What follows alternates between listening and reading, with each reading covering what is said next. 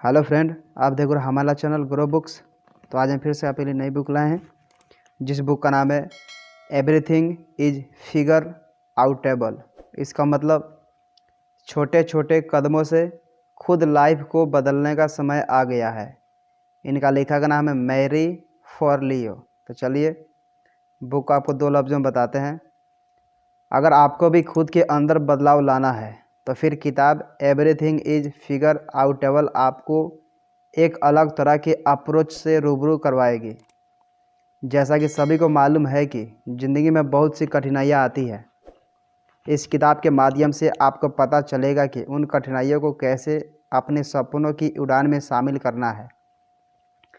अगर आपको भी सपने देखने का शौक़ है और करना चाहते हैं अपना हर एक सपने को पूरा, तो फिर इस किताब के अध्याय आपकी काफ़ी ज़्यादा मदद कर सकती है।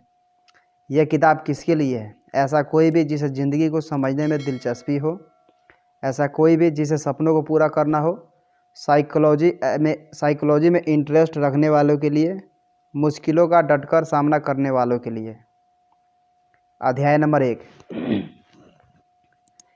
लेखिका की ज़िंदगी आपको नए अप्रोच से रूबरू करवाएगी। इस किताब के टाइटल से ही लेखिका मैरी फॉरलियो ये बताना चाहती है कि ज़िंदगी में ऐसा कोई भी समस्या नहीं है जिसका कोई समाधान ना हो। दिक्कत बस इस बात की है कि क्या आप उस समस्या को ख़त्म करने के लिए सही कदम उठा रहे हैं। अगर आपके कदम यानी कि एफर्ट्स में ईमानदारी होगी तो फिर सफलता आपकी ही होगी। इस किताब के अध्यायों से आप सीख जाएंगे कि लाइफ में ही अप्रोच कैसे लाया जा सकता है। अगर अभी आप किसी दिक्कत में फंस चुके हो या फिर आपको ऐसा लगता हो कि इसमें तो मैं बाहर आ ही नहीं सकता, तो फिर यह किताब आपके लिए ही है। क्या आपको पता है कि इंसान के पास सबसे बढ़िया गिफ्ट क्या है? अगर नहीं पता है तो जान लीजिए कि इंसान अपनी सोच को सच्चाई में बदल सकता है। अगर आपके कोई सपने हैं वो सच हो सकते हैं। शायद इसलिए भी कहा गया है कि सपनों की अपनी एक अलग उड़ान होती है। कुछ इसी तरह इस किताब की लेखिका की कहानी भी, उन्होंने कुछ सपने देखे थे जिसको उन्होंने अपनी मेहनत और लगन की मदद से पूरा भी किया है। लेखिका हमें 1990 के दौर में लेकर जाती है और वो बताती है कि तब उन्होंने अपना कॉलेज ख़त्म किया था। जैसे कि ज़्यादातर लोगों के साथ होता है कि कॉलेज ख़त्म करने के बाद उन्हें पता ही नहीं चलता कि आगे क्या करना है। ऐसा ही मेरे साथ भी हुआ था। कॉलेज की पढ़ाई पूरी करने के बाद मुझे अपने करियर के लिए सही राह नहीं मिल रहा था। ऐसा नहीं है कि मुझे कोई जॉब नहीं मिली थी, जॉब तो मिल गई थी, लेकिन ऐसा कोई जॉब नहीं मिली थी जो मेरी ड्रीम जॉब हो या फिर जिसे करके मुझे खुशी मिलती हो। इसके बाद मैंने कई सारे जॉब्स बदले भी थे, मैंने कई सेक्टर को चेंज भी किया था। ऐसा कोई सेक्टर नहीं बचा था जहां मैंने ट्राई ना किया हो। एक दिन मुझे एक आर्टिकल दिखा, उसमें लाइफ कोचिंग के बारे में लिखा हुआ था। ये एक ऐसी फील्ड थी जिसके बारे में मैंने पहले नहीं सुना था। इस बारे में पढ़कर मुझे ऐसा लगा कि ये काम करने में मुझे खुशी होगी। जब कभी मैं लोगों की मदद करूँगी मुझे अच्छा लगेगा। फिर क्या था, मैंने अपने करियर को लेकर कई कठिन फैसले किए, जैसे कि इस ओर बढ़ने के लिए उस समय मैंने अपनी कंपनी में प्रमोशन नहीं लिया था, मैंने बाकी सारे काम छोड़ दिए थे। फिर मेरा सपना साकार हुआ। आज के समय में कई लाख लोगों की मैं मदद कर चुकी हूँ। मुझे अपने काम से प्यार भी है और इसी काम में मुझे सुकून भी मिलता है। इस बात में भी कोई दो राय नहीं है कि हमारे सपने ऐसे ही साकार नहीं होते, उन्हें साकार करने के लिए हमें कड़ी से कड़ी मेहनत भी करनी पड़ती है।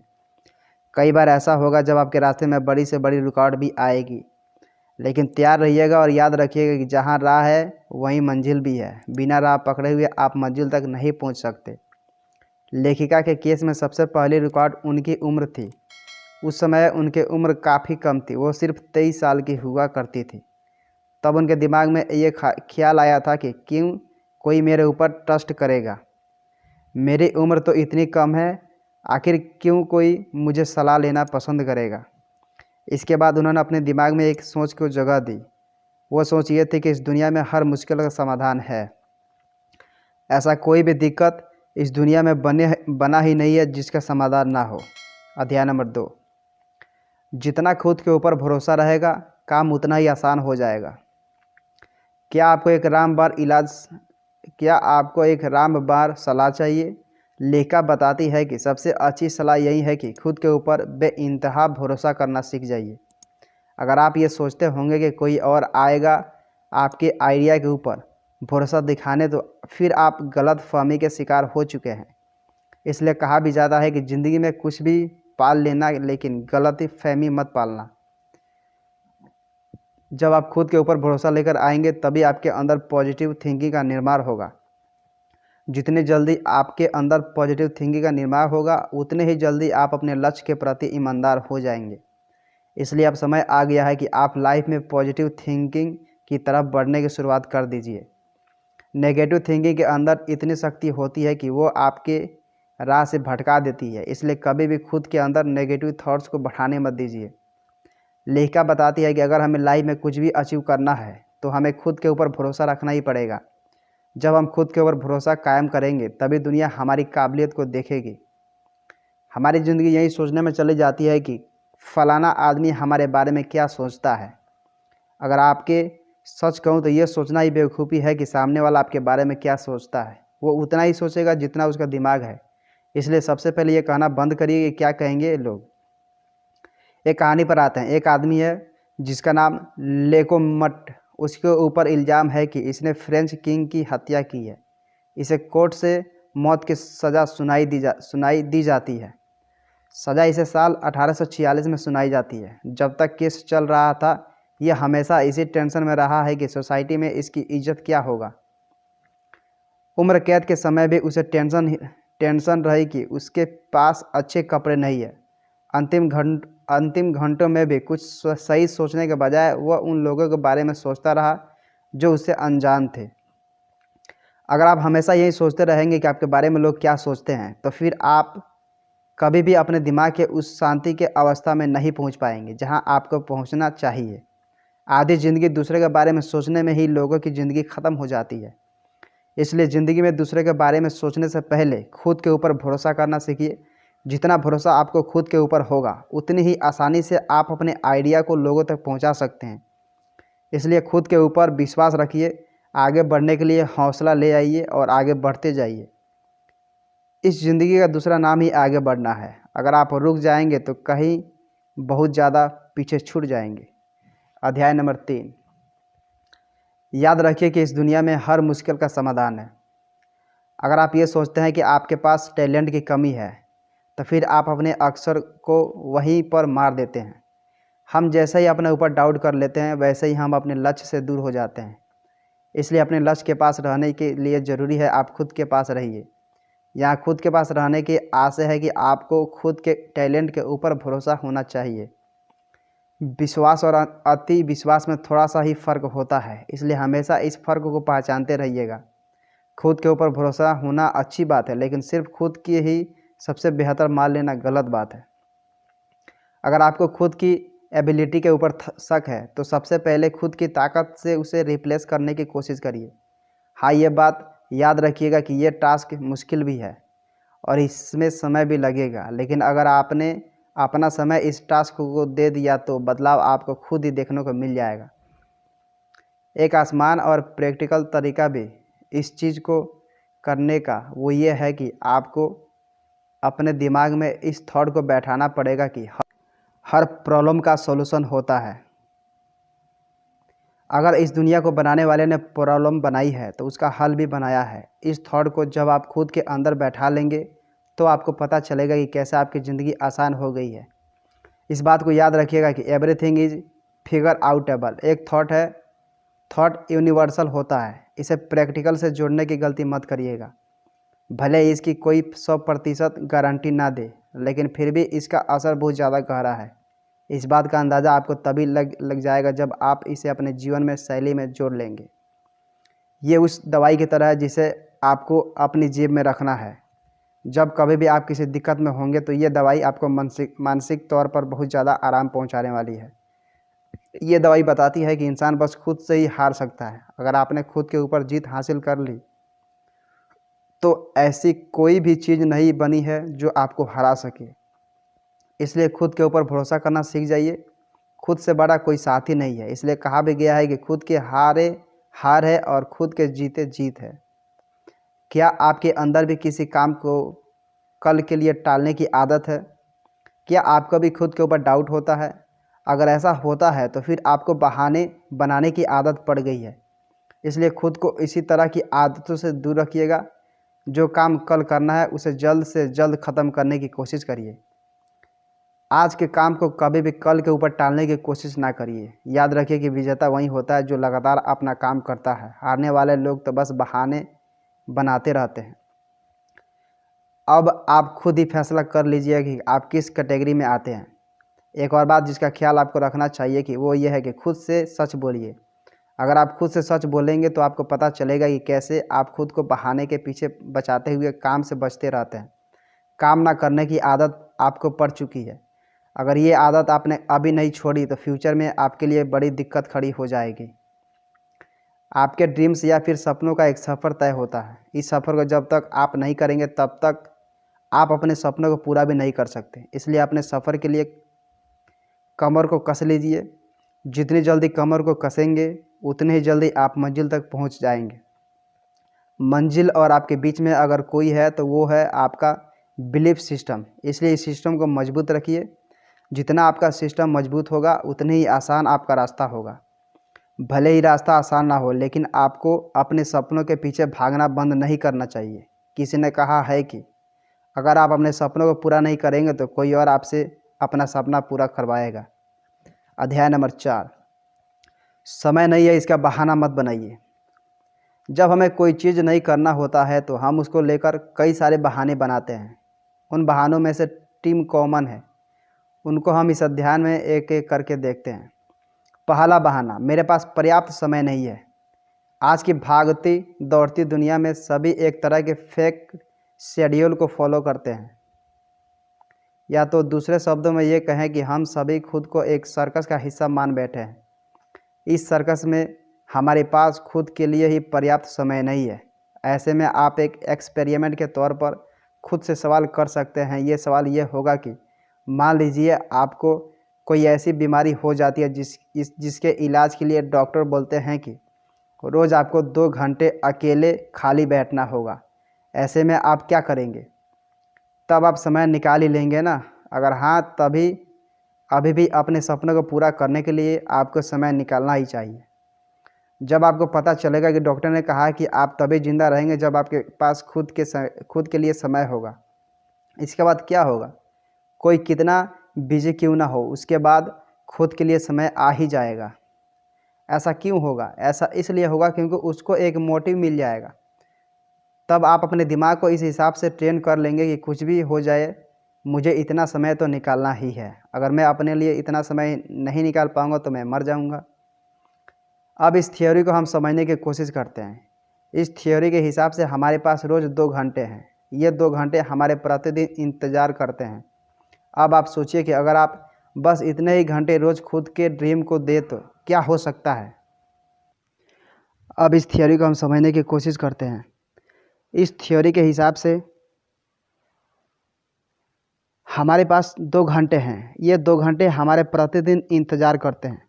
अब आप सोचिए कि अगर आप बस इतने ही घंटे रोज़ खुद के ड्रीम को दे तो क्या हो सकता है, क्या नहीं हो सकता। आपका सपना बड़े ही आसानी से पूरा हो सकता है। रोज़ के 2 घंटे मतलब हफ्ते के 14 घंटे आपके पास है। हफ्ते के इतने घंटे आपको बस खुद के सपने को पूरा करने के लिए डिवोट करना है।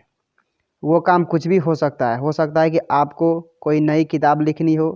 ऐसा भी हो सकता है कि आपको अपने बिजनेस के लिए नया रेवेन्यू सिस्टम बनाना हो।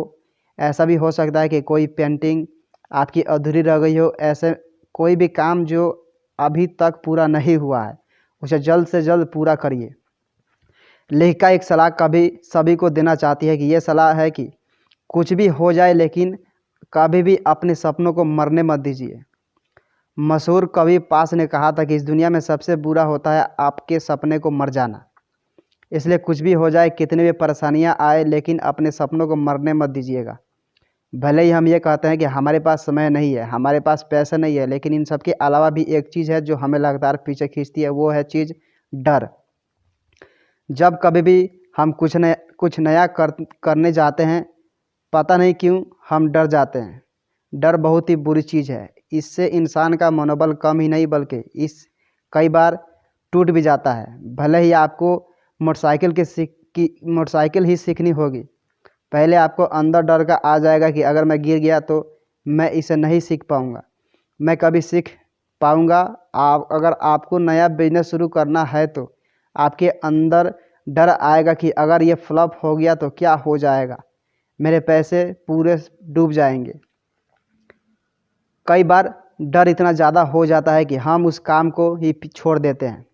हमारी मान्यता का फिर बिलीफ हमें इस कदर मजबूर कर देते हैं कि हमें ये भी फैसला कर लेते हैं कि हमें पहले क्या देखना है। हम उसी तरह की चीज़ें देखते हैं जो हमारी मान्यताओं से मेल खाती है। इसके साल 1967 में रिसर्च भी हुई थी कि आगे लोग कैसा रिएक्ट करते हैं जब उनके सामने आप उनकी मान्यताओं से अलग चीज़ परोसते हैं। उस रिसर्च का रिजल्ट यह भी था कि हम वही देखना चाहते हैं जो हम मानते हैं। इसी से जन्म होता है डर का। जब डर का जन्म हो जाता है तो फिर आपकी हिम्मत टूटने लगती है। इसके लिए सबसे पहले आप अपने बिलीफ सिस्टम में लड़ाई लड़िए। जब कभी भी हमारे ऊपर फियर हावी होता है तो हमारे शरीर में कई तरह के बदलाव देखने को मिलते हैं।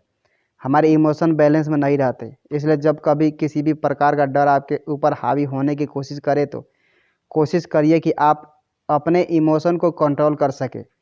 जितना कंट्रोल आप अपने इमोशन को करेंगे उतना ही फोकस आप अपने काम के ऊपर कर सकते हैं। क्या आपने कभी सोचा है कि क्या हमें सिर्फ डर डरा ही सकता है या फिर इसका हम अपने हिसाब से यूज भी कर सकते हैं? हाँ, सही सुना आपने। आप अपने डर का सही तरीके से यूज कर सकते हैं। इसके लिए अपने नज़रिए को थोड़ा सा बदलिए। इसलिए ये सोचना बंद कर दीजिए कि डर कहीं भाग जाएगा। वो कहीं नहीं जाने वाला, वो आपके साथ ही रहेगा। ये आपके ऊपर है कि आप उसका कैसे यूज करते हैं। अगर आपने उससे दोस्ती कर ली तो फिर आपका सफ़र काफ़ी ज़्यादा आसान हो जाएगा। जिस जिस जिस भी अवस्था से आपको डर लगे तो समझ जाइए कि आपको उससे सावधानी से करना पड़ेगा। जितने सावधानी से आप बरतेंगे उतना ही सफलता आपको मिलेगी। इसलिए अब से एक प्रैक्टिस की शुरुआत कर लीजिए। वो ये है कि अब से आपको डर के बारे में सोचना ही नहीं है। अध्याय नंबर 5, एक्शन की शुरुआत कीजिए। छोटे छोटे कदम आपको बड़ी कामयाबी दिलवाएंगे। किस तरह के पॉजिटिव अनुभव आपको खुशी तक लेकर जा सकता है? इसके सवाल के जवाब के लिए लेखक कई कहानी लेकर आए हैं। इस कहानी में आपको स्टेटस से लेकर सामाजिक स्थिति, प्यार और रिलेशनशिप से होकर गुजरना पड़ेगा। सबसे पहला ऐसा करिए कि खुद से सवाल करना शुरू करिए। जब आप खुद से सवाल करने की शुरुआत कर देंगे तो साफ है कि आप पहला कदम खुशी की तरफ बढ़ा देंगे। आप खुद को एक लेखक समझिए अपने ज़िंदगी की कहानी का। अब इस कहानी का आप कुछ भी कर सकते हैं। अपने अनुभव से सवाल करिए कि क्या आपको यह अनुभव खुशी तक लेकर जाने वाला है। जवाब आपके सामने आ जाएगा। एग्जाम्पल के लिए आप इस किताब के लेखक की ज़िंदगी को ही देख सकते हो। उन्होंने पहचाना कि भारत की योग प्रणाली से उन्हें खुशी मिलती है। इन्हीं सब चीज़ों से उन्होंने अपनी ज़िंदगी में बदलाव लाने की शुरुआत की थी। किसी भी अच्छी कहानी के 2 वर्जन होते हैं। पहला, हीरो खुद एक कहानी है, जैसा कि उस कहानी के बारे अमेरिकन लेखक कर्ट जूनियर बताते हैं कि उस कहानी में हीरो की ज़िंदगी अच्छे से शुरू होती है, फिर उसको दिक्कतों का सामना करना पड़ता है और आखिर में सब सही हो जाता है। इसी कहानी का दूसरा वर्जन जोसेफ बताते हैं कि हीरो का सफ़र बिल्कुल आम जिंदगी से शुरू होता है, फिर वो एक्शन में आता है और उसकी ज़िंदगी में बहुत से बदलाव देखने को मिलते हैं। इस पूरी प्रक्रिया में ध्यान देने वाली बात यह है कि हीरो को बहुत कुछ सीखने को मिलता है और वो अपनी पूरी शख्सियत को बदल कर रख देता है। अंत में वो अपने आसपास के माहौल को भी बदल देता है। अब अगर आप अपने आप को हीरो की जगह रखते हैं तो आपको देखने को मिलेगा कि आपकी ज़िंदगी में बहुत सारे बदलाव आएंगे। कई मुश्किल आएगी, लेकिन उन मुश्किलों से आपको डरना नहीं है बल्कि उनका सामना करना है। अंत में जीत आपको होना पक्की है। खुद के ऊपर विश्वास करिए। अधिकतर ये देखने को मिलता है कि जब भी हम किसी काम की शुरुआत करने वाले होते हैं तो हमारे अंदर खुद को लेकर ही कई सारे डाउट आने लगते हैं। हमारी असली लड़ाई उस डाउट से है। जब तक हम खुद से ये लड़ाई लड़ते रहेंगे तब तक कुछ नया नहीं कर पाएंगे। हम अपना अमूल्य समय तो यही सोचने में बर्बाद कर देते हैं कि क्या हम ये कर सकते हैं, क्या हमें ये करना चाहिए, एक बात और हमें खाती रहती है कि सबसे बड़ा रोग क्या कहेंगे लोग। लोगों के बारे में सोचना बंद करिए। अपने सपनों की उड़ान को हवा देने की शुरुआत कर दीजिए। अपनी जहाज़ के खुद पायलट बनने की कोशिश करिए। अपनी सालों का समय ये सोचने में बर्बाद मत करिए कि क्या मुझे ये करना चाहिए। जितना समय सिर्फ सोचने में जाता है उतने में तो आप कर देंगे। इसलिए आगे बढ़िए और बढ़ते जाइए। सिंपल सी बात है, अगर आप छोटे छोटे कदमों के ऊपर भरोसा दिखाने लगेंगे तो फिर आगे जाकर वही कदम आपको एक कारवा की ओर लेकर जाएंगे। अपने गोल को सेट करिए, उसकी तरफ छोटे छोटे कदम बढ़ाइए। आपको कदम ही आपको सफलता की तरह लेकर जाएगा। अपने सपनों का जी जान से पीछा करिए। जितने बड़े सपने होंगे सफलता भी उतनी ही बड़ी होगी। आपकी सफलता के लिए आखिरी रुकावट की तरफ चलते हैं। ये रुकावट है इंतज़ार करना। आप इंतज़ार करते हैं, आप तब तक इंतज़ार जब तक सही समय ना आ जाए। बस अब आपको ये इंतज़ार करना बंद कर देना है। सपने बड़े देखिए, इतने बड़े देखिए कि उसके लिए आपको उतना ही ऊंचा उड़ान भी लेना पड़ेगा। पहली नज़र में ये आपको सही भी लग सकता है कि किसी भी काम के लिए पूरी तरह से तैयार होने में क्या दिक्कत है, लेकिन यहाँ पर आपको एक बात का ध्यान रखना चाहिए कि ये बात कि पूरी तरह से तैयार होना, ज़िंदगी में ऐसा समय कभी नहीं आएगा जब आप पूरी तरह से तैयार होंगे। इसलिए अब अगली बार जब कभी आपको बिजनेस करने का मन करे तो पूरी तरह से तैयार होने का समय मत लीजिएगा, बल्कि अपने सपनों की तरफ पहला कदम बढ़ा दीजिएगा। पहला कदम ही आपको मुख्य उद्देश्य की तरफ लेकर उड़ेगा। जो उड़ेगा वहीं तो आगे बढ़ेगा। पहला कदम लेने के लिए देखिए कि ये कदम आपको कहाँ लेकर जा रहा है। एक रोड मैप बनाने की कोशिश करिए। इस रोड मैप में कंक्रीट प्लान होना चाहिए। जब आपके पास एक अच्छा प्लान हो तो उसे एक्सपर्ट को दिखाइए। इसके बाद पहला कदम उठा लीजिए। सुरक्षित और समझदारी से ही आपकी ज़िंदगी का पहला कदम उठाना है। यही कदम आपको आपकी मंजिल के करीब लेकर जाएगा। ये पहला कदम बहुत भी सरल हो सकता है। याद रखिएगा कि रोम एक दिन में नहीं बना था, इसलिए कुछ भी अचीव करने के लिए एक के बाद एक कदम उठाते जाइए। रुकना नहीं है। खुद के फैसलों का समर्थन भी आपको खुद ही करना है। खुद का हौसला भी आपको ही बनाना है। खुद को मोटिवेट भी आपको ही करना है। इसलिए खुद के सपनों का पीछा करिए। अपने सपने आपके पीछे नहीं दौड़ने आएंगे। कुल मिलाकर जब कभी हमारे सपने अलग अलग तरीक़ों की चुनौती आती है तो हमारे सामने दो तरह के विकल्प होते हैं। पहला विकल्प होता है कि क्या हमको खुद की काबिलियत के ऊपर भरोसा करना है। दूसरा विकल्प होता है कि हमको डर कर रुक जाना है। अब ये हमारे ऊपर है कि हम कौन सा विकल्प यूज करते हैं। अगर आप विनर हैं तो आप पहला रास्ता अपनाइए। पहला रास्ता ही आपको सफलता की तरफ लेकर जाएगा। दूसरा रास्ता तो आपको भड़का देगा। खुद के ऊपर भरोसा रखने के साथ ही साथ आपको ये भी पता होना चाहिए कि ज़िंदगी में हर दिक्कत का सॉल्यूशन है। क्या करें? याद रखिए कि आपके सपनों से आपको सिर्फ और सिर्फ आप ही दूर कर सकते हैं। इसलिए खुद को मजबूत करिए।